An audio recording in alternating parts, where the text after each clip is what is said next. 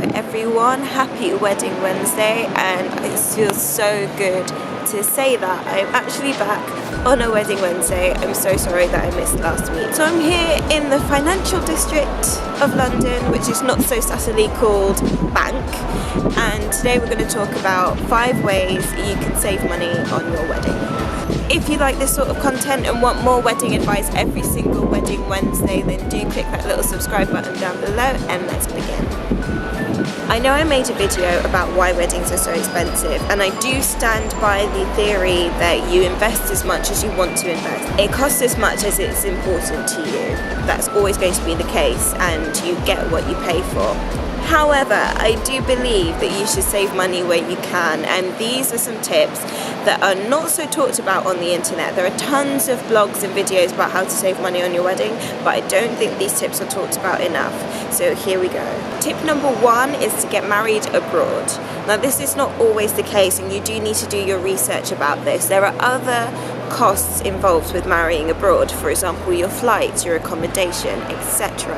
However, in places that are not so popular to get married, so in certain areas of France, in Portugal, in Malta, your money can stretch much further than it would in the UK. If you're interested in this, do check out my video on why you should get married in Portugal, as the cost there is way cheaper than you might expect.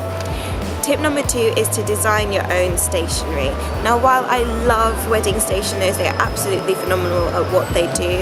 If stationery isn't that important to you and you are able to design yourself and you've got that creative bug, then definitely give it a try. There are some amazing resources online such as Canva.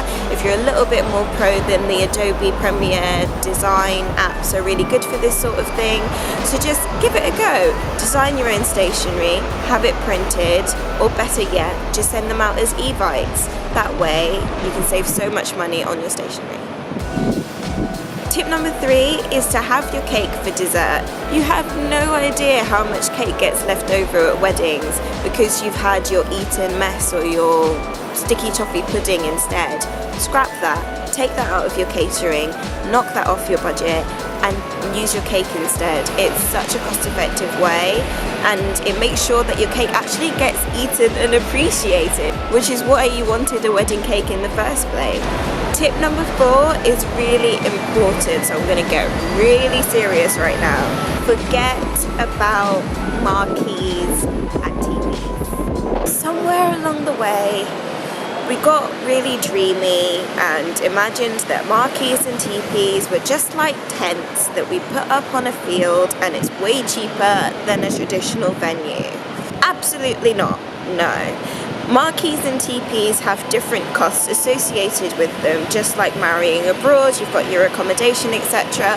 With teepees and marquees, you have a whole host of other concerns. For example, the teepee itself might cost around £7,000, £8,000. You also have to consider heating, lighting, power generation, catering that needs to be outside catering. If you want to have your ceremony outside, then you need a celebrant, which is another cost. All of these extra things add up, and it means that a teepee or a marquee can cost just as much, if not more, than a traditional wedding venue. If you want them, go for it. They are absolutely beautiful. Teepees in particular are so popular right now, that real bohemian look, but don't do it because you think you're going to save money.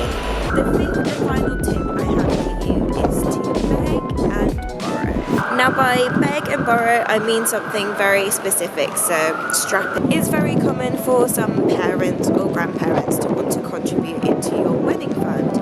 And I really want to do a video on this because monetary gifts are becoming more and more popular in the culture nowadays instead of having a wedding gift list, so I will do a video on that. But aside from that, ask your parents or your grandparents if they are able to or if they are willing to contribute to your wedding fund.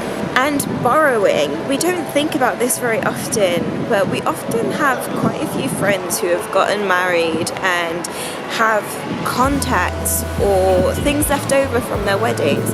For example, jars. 2015 and 2016, full of wedding jars. People dress their weddings with loads of old coffee jars and bottles and things like that. So if you have a friend who got married and used wedding jars to line their ceremony aisle, for example, then ask them if you can use them. They're probably just hanging around there anyway. Probably have like over 200 jars just sitting in their basement for absolutely no reason. So why not borrow them? Things like this are really important to ask because you never know what your friends might have. Your friend might have a really great projector system at home that you can use for speeches, for example, instead of hiring one for 100 quid. Just have a think of what you can borrow. But of course, ask really nicely and maybe give them a special gift to say thank you. And that's it for today's video. What do you think about my tips for saving money on your wedding? I hope you enjoyed being outside. It's absolutely freezing, so I did this for you. If you like this video, then like, share, subscribe, and I will see you next Wedding Wednesday. Bye bye.